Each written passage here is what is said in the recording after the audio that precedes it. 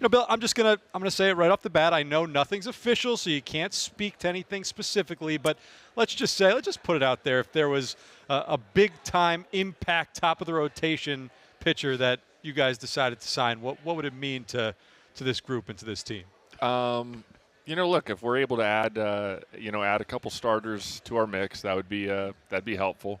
And if one, is somebody that we would forecast to pitch at the top end of a rotation, I think that would really serve kind of our goals well. So, but yeah, specifically nothing I can report at this time. But just by and large, we'd love to be able to add some impact, and we'd love to be able to add some depth. So we're going to need both. We're going to need to serve the roster on both fronts. So, Billy, when you talk about impact top of the rotation guys, and again, acknowledging that we can't talk about anybody specifically, last offseason you brought in someone on a short-term deal in Max Scherzer, an older type pitcher, high dollars, short term.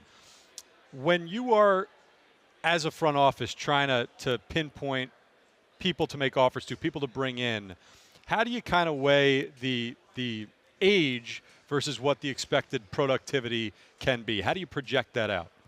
Yeah, I mean, we will apply some aging curve on some of our projections when we bring in a player. It doesn't matter, whatever their current age is.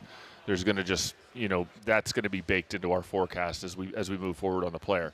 I think sometimes the shorter term deals can really serve, they really serve our long-term blueprint. And if our long-term blueprint is that sustainability, and to really be able to build a perennial contender from within the house, doing a little bit more short-term deals allows us the optionality to be able to take down something else in the near future. Billy, there's been a lot of talk since you've come on board about changing the perception of the organization, changing the culture within the organization. As you enter offseason 2 and you start making these pitches to free agents across the board, what is your sense of how the organization is viewed in the industry right now? It starts with the players, and when you get the right players on board that are professional, that understand what our own operating standards are. Those are standards that Buck and I have, but even bigger than that, standards from Steve and Alex Cohen, and what we want to be known for, what we want to be about. We want to make our fan base proud, so it kind of starts there, and the players are the ones that really carry out that culture day in and day out.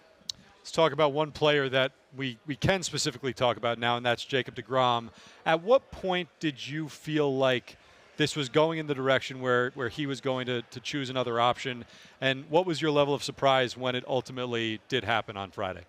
I was talking to Jake or Jake's representatives, pretty much daily last week, and ultimately, he got the deal he liked, got the situation he liked, and I'm very, very happy for him, and wish him nothing but the best.